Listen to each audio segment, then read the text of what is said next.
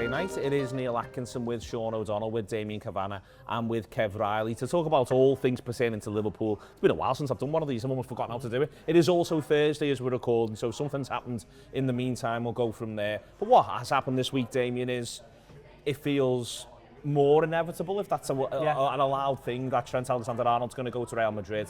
I've been of the view it's been that direction of travel for a while now. Everyone's entitled to their own response, their own opinion. It can be emotional. If I've got to put an emotion on it, mine is just it's a bit sad. Yeah, I'd say that because he's a talented player and he seems like a decent fella. I wouldn't know, but it certainly comes across like that. A few years ago, we were talking about him reinventing a position. He played in probably the most entertaining team you've ever seen in your life and took us to the heights of wherever, and he was fundamentally part of that. So you should keep hold of that. On the other side of it, you think, well, if it's a Liverpool lad, surely you'd want to play for as long as possible and be the next captain and all that. So it depends where you're at on the whole thing. It's been so inevitable for ages. I think if you were going to be surprised about the situation, you'd be surprised if he was staying. And that's been for the entirety of the season. Yeah. I thought once they got to the first international break, if it wasn't all done, if there isn't good news, there will be no news. And I think as a club, really, and there's many criticisms to be made for the owners, for the player, for the agent, whatever, but I think they've done a good job with the way the speculation is and the way that the media is and social media is, that they've kept focus and kept focus on taking Liverpool to the League Championship, and that should be something that you should also be able to bear in mind. Professionalism, trying their hardest, not letting the sideshow get involved in the main business. I did have a concern earlier in the season that speculation about the three of them could derail us because it starts eating itself, but they've been great, the club. And so there's things I don't like about it, but that's another conversation. But right now, it is sad if a good player wants to leave, and you'd want Liverpool to get a fee for a player like that. But we got him for nothing. We'll add value for money, and it's not incumbent on the player to do anything other than what's best in his career. And he's chosen that path now, so we'll have to live with that consequence if indeed he goes. Because at the moment, all of this is still speculation. Yeah. Choosing is the main thing. Kev, he gets to choose. That is, that's how contracts work. He's seen it out, and all the way through. I think this season he's been part of this side that's 12 points clear with 9 games to go. We think it's going to go on in the league from here. If that's the way in which he goes, that's the way in which he goes. As Damian says, you get choices. Those choices then have consequences in terms of how people think of you, how people view you. You've got to roll with the punches on that as well. Yeah, I do feel like you've got to eat your dinner, and a lot of the ire that's come out of this is because it's gone on for so long. And I know that it can be a good thing to come into the media and say, look, all my contract negotiations have been behind closed doors, and this one's no different. But when you're shutting off your social media comments when this is breaking, it's also not a great look. I feel like you've kind of got to front up and accept it. If he's wanting to take on Real Madrid, and if he's wanting to extend his career and be a little bit more individualistic than I thought he was in terms of going for a Ballon d'Or, going to a big club like Real Madrid, but he's leaving Liverpool at the end of the day. That's the bit that I don't understand. The comments from sort of 4 or 5 years ago, or even last year, where he's saying that Liverpool's his club. The vice captaincy was a huge thing. I mean, personally, I wasn't massive on Trent getting the vice captaincy, but I understood it, and I thought it was a huge responsibility, the next step up, and I was excited to see that next chapter. I find it bizarre that he's not really into that next chapter, and he's deciding to try. I get it's like Cav says, if you're going for a new challenge, that's fair enough. But I just don't get the giving up the captaincy. Virgil van Dijk, we don't know what's going on with him. So there was a real door opening there. So I don't quite get it. It's a shame. I think there's a bit of a sweet spot with Madrid, not just the source of the Madrid factor, but also the way in which, if we're honest about it, Premier League's really hard. And there's loads of lads trying to leg you all the time if you play right back. And this isn't to act as though the Spanish League is in some way, shape or form dead easy. I don't think that. But I do think you get to see a Real Madrid team that sort of cruises for a few months every year, knows it's still going to be at the business end, not necessarily going to win every single one. I don't think they've won a consecutive La Liga for a while, but you're going to be in the Champions League every year. You're going to be challenging for that title every year. You're going to be challenging for the Champions League as well. It might be that part of what he's thinking is it helps elongate his career because he's not having to play at full intensity for 34 times a season in the league. Yeah, maybe, and I think you're being very kind to him. No. I think that I'm not saying that I'm not saying that like the positive. I'm just saying that might be one of the factors of the choice. So the Madrid thing for me is the thing that is sort of sticking with me a little bit, and I think it's something that has been a bit overlooked. There's an argument to say, apart from Man City, Real Madrid have been our biggest rivals in the last 8 years. Yeah. Because if you think about silverware and when we've been going for trophies, we've come second to City and second to Real Madrid. They beat us in finals. So all this is going to Spain, it's okay, it's Real Madrid, In fact, he could actually stop us winning the Champions League. Well, I think that's a part of the reason why people are pissed off. Yeah. I think it is part of the reason and people are pissed off. I think, think about how we've been beaten in those finals. Kiev was slightly different, but Paris, we bastard them. We should have beat them. We were robbed. Do you know what I mean? And then you think about beating them at Anfield this year, how good that felt. He's going to a rival. Like it's as simple as that. And I think that is why there's anger. That's certainly why I'm the most frustrated with him. I think I could sort it like until that news broke the other day that it was close to being done. I'd sort of just got my head around it and thought, actually, I can sort of see why he's doing it. I remember being on the train down to Arsenal with Craig Hadden actually, and Fuad. We were going to Arsenal, and it was just after he'd done the interview with Harriet, and I'd say he wants to win the Ballon d'Or, and we were all saying, that doesn't look good. Like, that to us, he's God. Yeah. But what we were saying at the time was actually, think about it, he's a young lad, he wants to go and live in Spain, play with his mate Jude Bellingham, play with Mbappe, get paid 300 grand a week or whatever it is, and the crucial thing, get a £40 million signing on bonus in your bank accounts, whether it be tax-free or in his wage, whatever. Who would turn that down? But that's what I feel is so sad about it, because the world has changed. Like, and like you think about Gerrard and Carragher, and that's who he gets compared to, and you think, they, like, obviously Gerrard turned Real Madrid down. I always think, like, when they had the weekend off, were they going pitchside in LA at the LA Lakers, or were they going to the local boozer in Beulah or hiking? Do you know what I mean? And I think that's the difference between, like, Scousers in our team then and Scousers in our team now. It's gone. The game has changed massively, and I think that's why it's so sad, because we haven't changed, and we still want it to feel like it matters and it's everything. But loads of people leave the city for work. Yeah. To go do something else, to go and fight. Genuinely, it's worth saying that. I've just come back from Australia. Yeah. Trust me, Perth might as well have an L postcode. So it's where, but I think this is important, and and that's why I'm not gonna almost begrudge that bit. Yeah. I do take your rival point, and I think it's 100% accurate. Yeah. I think it is the bit that sort of sticks in everyone's craw a bit more than we're all sort of acting. Yeah. I think you can talk Real Madrid up, understandably, for everything that they've achieved and the nature of what they are as a club, but they're exactly the sort of club we want to be going toe-to-toe with. So don't go to them, please. Yeah, exactly. It's like, it makes me laugh. Oh, yeah, it's like if he went to City or United or something, that'd be really bad. Real Madrid are a big rival for Liverpool. You can see it in the results, in the finals we've been in. They're the ones that we've gone toe-to-toe with for the Champions League. So for me, it's just as big a crime in my eyes. But yeah, it is what it is at the end of the day. I think just all the points about Madrid. I mean, I remember the phrase, I can't remember who I heard it from years ago. It's like Real Madrid's the mafia in football, and they make you an offer you can't refuse. And that's, and so they always, they always get who they want. Yeah. And then it's a question of if he turns it down, that's it then. That ship sailed. And it's a lifestyle change, and it's a different thing, and its career's short, and whatever. And let's just go back to something here. If his form falls off a cliff, if he signs a contract, and his form falls off a cliff, and Ireland's finest young right back comes through, there'll be people saying, get him off the wage bill, get him out the scene. And so it cuts two ways. So there's the eye-watering amounts of money. But I think there might be something in what Neil said, maybe, about the physical nature of the Premier League, and how that, and he has legged up and down the right-hand side of our pitch under Jürgen, and that's not good for the knees, is it? We've seen a few players off there, and it might be with a change there that he can't, if not maybe elongate it, but keep his highest standards for longer.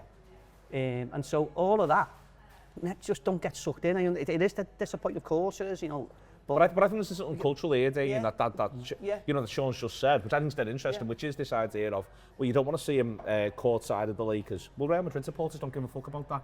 In fact, Real Madrid supporters might want to see him courtside of the Lakers. Yeah. Probably, probably. So if that's what he wants... Because that's the Galacticos, isn't it? That's the culture. It's an ego move. I feel like Real Madrid, the players that move to Real Madrid have the big egos, and it's for the lifestyle, and it's for the commercialism and those sort of prospects. For me, we've all been Liverpool fans for a really long time, and our dream was to be, I mean, my era, it was Gerrard. We all wanted to be the captain of Liverpool, the leader, I'm not a Scouser, but I can't believe the responsibility that he must have on his shoulders in terms of carrying that team. Is there not a drive? If he wants a challenge, is that not his next challenge? But Gerrard nearly went to Chelsea. Like Yeah. really close, like Very, days very away from close. going to Chelsea. And I'll say another thing as well, by the way, is Trent might be in a position, I can't go anywhere.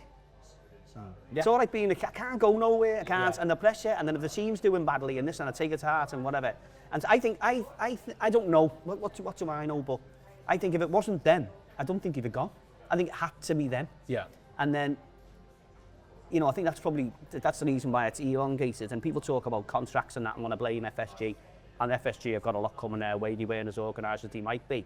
But at the end of the day, in modern football, they can say, well, it's a 5-year contract or nothing. And he'll go, well, it's 4 or nothing. And it'll be nothing, mate. Yeah. And then there's plenty of other suitors. Yeah. And so the club might have engaged with Trent halfway through his contract and he just said, we'll see how it goes. We've had a bit of a dip here and I need to see how it goes. And they say, well, fair enough. So are people genuinely saying that if they hadn't had a straight answer out of Trent 6 months ago, 18 months ago, we should have sold him? Can you imagine the outcry? No, exactly. If we'd have sold him, 100%. who are you replacing him with? Jesus, Mary and Joseph. Why don't you let him see how it's going and whatever? I think it's just an unfortunate set of circumstances where, you know, he's of a certain age, he's a certain type, he's entitled to his ambitions, and it then sounds like I'm championing him going, I'm not.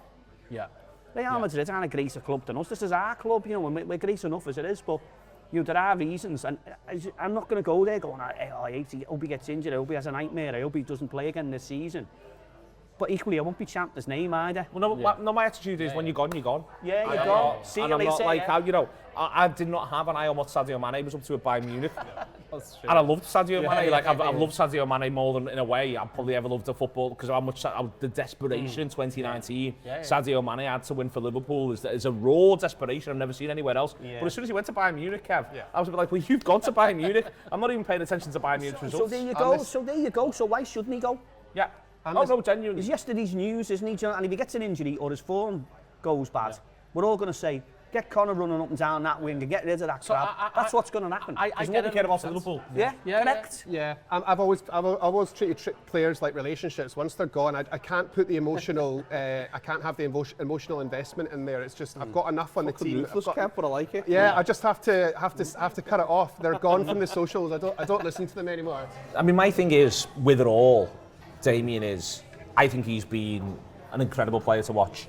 Yeah. It's not over yet. Hopefully we get to see him a bit more. But where I sit in the ground, honestly, I'm centenary halfway line, and when he's pinging those balls, I think it's breathtaking. I think it's actually now underrated what he does on the pitch. It's that special. If he'd have played the other week at Wembley when we were playing crap, Yeah. could have changed the dynamic of the game. Yeah. I think if he stays on against Paris Saint-Germain and doesn't get injured, Yeah, you're right, sir. I think there's every chance we go through there in normal Yeah, time. I mean, and that was a flip of a coin, wasn't it, really? And in fact, I remember messaging and about 10 minutes in. It's like, this is glorious, all the jeopardy here. Yeah. I think whoever wins this game goes on to win the big cup. And we were doing all right, weren't we? And when he goes off, he's just got something, you know, that way of switching the play, that pinpoint pass, that picking a pass out there. Quite frankly, nobody else on. And look at the quality of that game. Look at the quality of Paris Saint-Germain. Look at the quality of Liverpool, who had Paris Saint-Germain on the ropes, and he can pick a pass that nobody else on the pitch can do. Yeah. Now that is some statement. Now, it's careful what you wish for in life, because there's people who go, oh, his defending's not this and this and that and the other. Well, okay, you got what you wish for. Now he's gone. Do you know what I mean? So you've argued, you know, have you been part of that? You know, but yeah, we're talking about someone who has.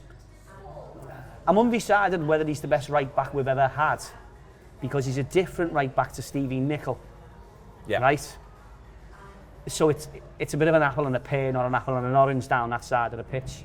But what he could do is something, never mind, Stevie Nicol couldn't do. We've got central midfield players who played for Liverpool who couldn't do what he could do from there. And Liverpool played a trade-off, didn't he? And they said, well, okay, you might get in behind us a bit more, and we might lose a couple of goals here, but we'll score loads more goals over there. And in the rounds, we'll be far better off.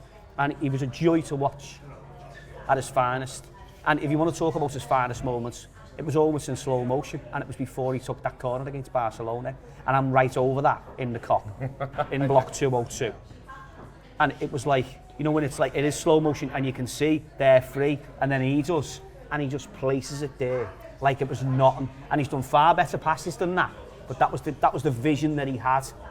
And so, yeah, you can actually make a case that for his set piece play alone, he's a magnificent footballer. He can pass the ball better than any right back on the planet. But if you think about just his set pieces and free kicks, corners, his delivery is unrivaled in the Premier League. He's probably the best. I'd compare him to Beckham, by the way, just on that, because I thought, naturally to me, watching the way football works, I thought David Beckham's natural position should be in the centre of the midfield, doing the Mulby, throwing it here, there and everywhere.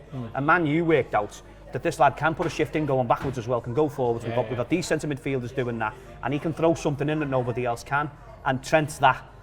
Trent's completely that. And our new manager, the headmaster, has come in and said, I'm not moving him in the middle because you can't half do this from here, and it's far more effective. And so it's a valuable weapon that we've got. And so again, you've got to ask yourself, you've got to be honest with yourself in life and about football and that, you know. So if you're moaning about him not being great at defending, then be happy that he's gone.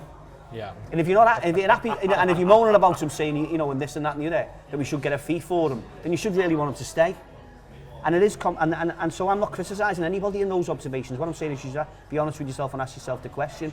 I think this is a very difficult one, and I think it's an unfortunate one. And if Real Madrid had a different right back at this time, they mightn't have been in for him, and he might be someone who does 10 years at Liverpool and more, and becomes that. But this has come. This is it. But we are. I can tell everybody who's listening to this, we have suffered worse player losses, and we've been all right. Yeah, listen, I completely agree with everything you've said, and I think in some ways that's why I'm so gutted about it, because he is so good. Like, he genuinely is so good, and I think that we can all... I think there's a subconscious understanding of why he's gone without admitting it, because up until that broke the other day, when it was like, oh yeah, it's definitely happening, or it's literally 90% happening, everyone was resigned to it happening anyway, because everyone could understand whether they'd admit it or not. They could understand the reasons. I'm just gutted because he's so good of a player, and I think he's probably underrated even by us, because I know everyone thinks Conor Bradley is amazing, and he is. And listen, I'm really happy we've got him, because we didn't have him, we've been in a lot more trouble than we will be. But at the same time, you haven't half noticed this season when he's not been playing, when he's been injured. You know, the two games you mentioned, Paris Saint-Germain, the final. You know, Newcastle, when he could have changed the game against Newcastle, come on, because in a moment, he could have switched the play, he could have put us in, we could have got his goal he didn't deserve, and all of a sudden the game completely changes. He's doing your head in the second half against Arsenal in the 2-2 this season. He's doing your head in. Nothing's quite working for him. Then there's 5 minutes where you go, oh no, because what the thing about him is he never stops trying stuff. Yeah. And then there's 5 minutes where he's trying stuff and you're like, no, it's coming here. And then he whacks that ball down the line with almost backspin on it, the way he does. Undefendable. Yeah. Nunez runs onto it, does really well to be fair, squares it back into Salah and it's in the back of the net, it's 2-2. And by the way, we don't win that day, who knows where we are right now? Sorry, don't draw that day, who knows where we are right now? I think that's the thing for me, Shaun, is it's in those moments where I think we're going to miss him. The moment where you need something, this Brentford away, you know, it's Nunez who scores, but it's 90 minutes on the clock and it's Trent who puts the ball across. You're going to miss him when you need him. Absolutely. Even Newcastle away. So I know comes off the bench. I don't only draw, he comes off the bench, but he's unbelievable. Yeah. Like, it's, and I think, you know, we spoke about then, PSG, he was just about to get into that mode, wasn't he? Where it was, he was there, I thought he was there. He reminds me like he's getting into like the Gerrard phase, where he's getting old enough now where he feels the responsibility and he knows when it's time to win a game, and that's why it hurts so much that he does want to go, because he could have the opportunity to captain us, you know what I mean? There we are, part one. We're in the Angus, it's absolutely fantastic. We're with our friends at Erdinger. It is the Friday night. We're very pleased to be with you. More in a second about the Blues. And Erdinger, please.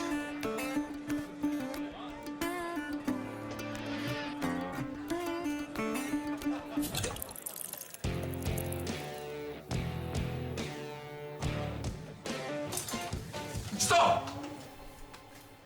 Don't forget the best bit.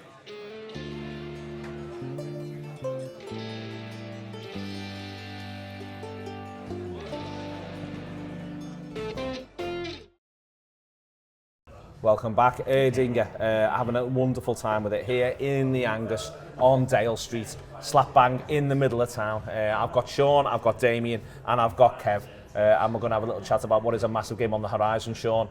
It's funny, they've got time to work. It sort of escaped me until I thought about it today. All these lads have flown back from international duty. The manager can decide who gets a bit of extra time off. If he wants, he can do what he wants.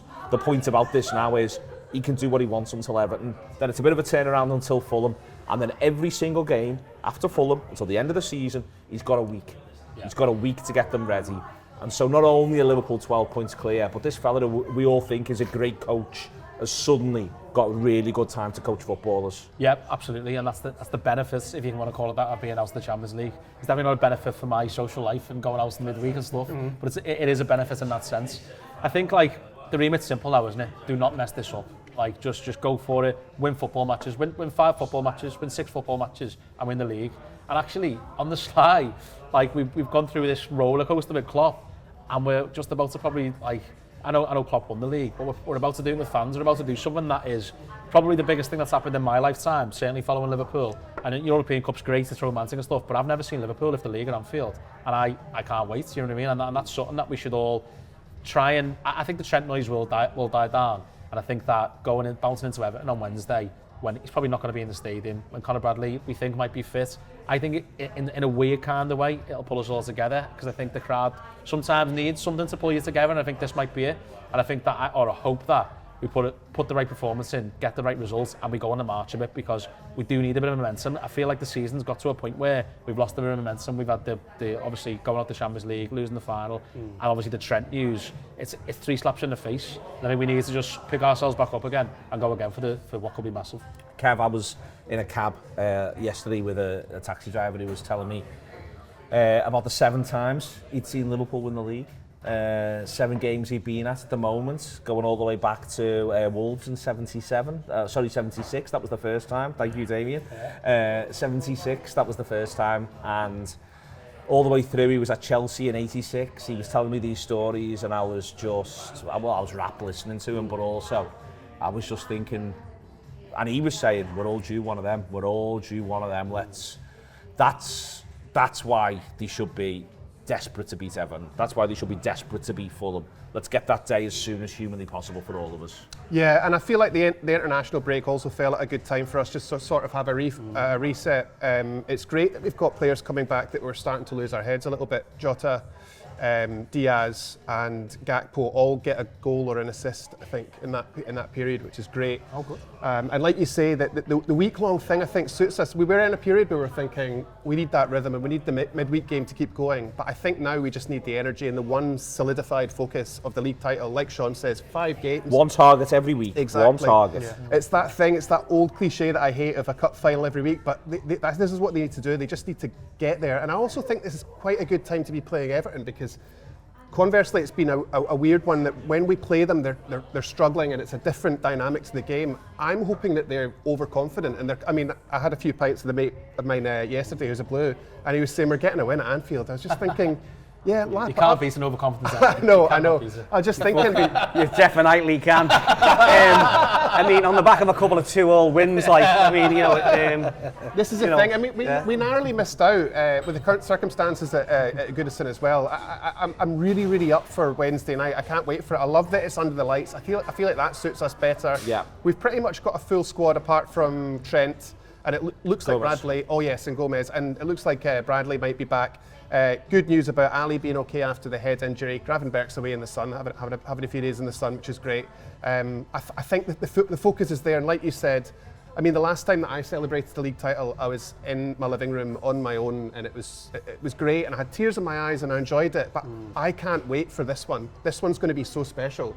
It's going to be a fantastic summer, and I just want to revel in it and enjoy it. I know we've had a few disappointments coming out of the Champions League against PSG in the League Cup.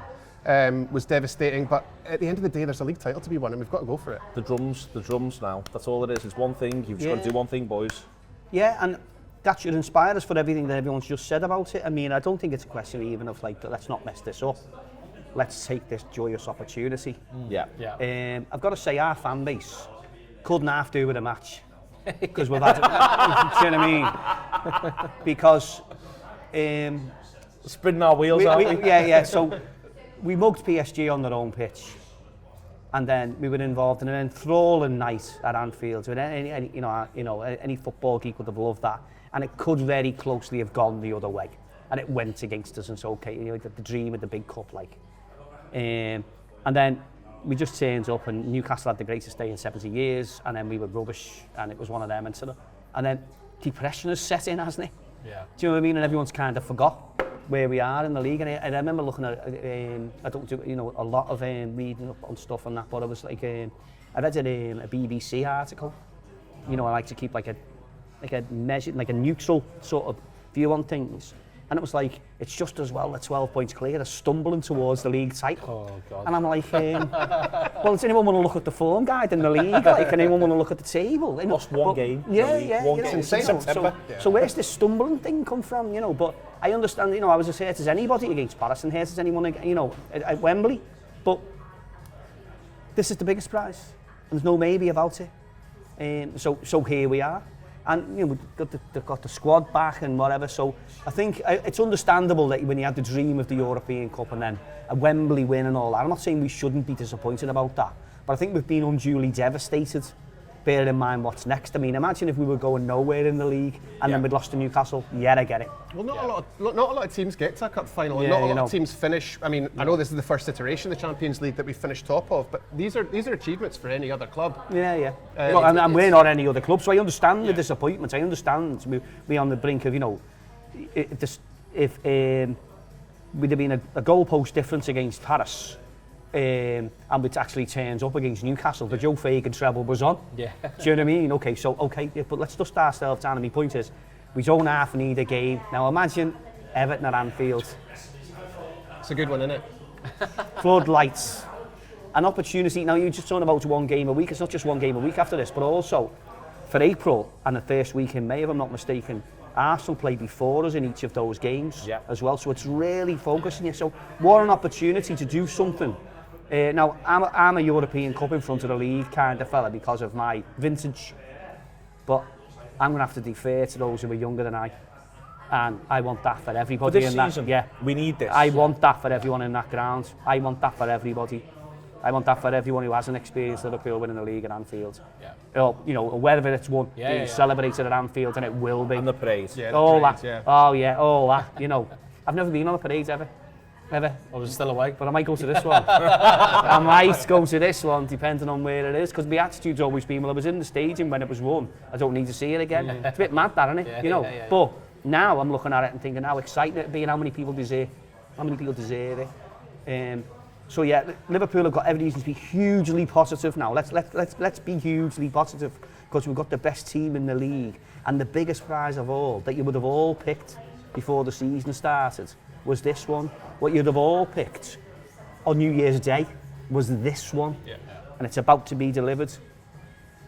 Yeah, unbelievable. I just want to sit here and listen to that. About to be delivered. Yeah, I think. Listen, what I was going to say was, I think, you know, Slot needs to be celebrated, and I think that any negativity that creeps into your head, that creeps into your thinking around Trent, around being out the Champions League, losing the final, just think of Slot. He's come in, it's his first season, and he surpassed everyone's expectations. He's been laser focused. And the best thing about it is, we've come out the Champions League. Slot's never managed in the Champions League. It's his first season. Do you know what I mean? He's never been to Wembley before. I love the humility when he said that's the best quality game I've ever coached. Exactly. What other manager would say? Like, genuinely, there's not that many other managers that would show that, show that in that way. And that respect for the game, the match, and also the event itself. I think it showed great humility. It was great. 100%. So I think we need to get back on the positivity. Do you know what he's also going to do, you know, and Arnie's going to learn this? When we were in the league, you know, and in the interview he'll say, but we lost the Forest, you know. He will. And it's not good enough for and that's a good sign. Absolutely. It's the Friday night with Erdinger on a Thursday. We're in the Angus. We're very pleased to be here. Very pleased to be where. Very pleased to be about to have delivered what is going to be delivered. It starts again on Wednesday. It does not get bigger, you know. It does not get bigger. Merseyside derby at Anfield, when it feels as though not all the marbles, but the marble we wanted more than any other is right in front of us. See you later on.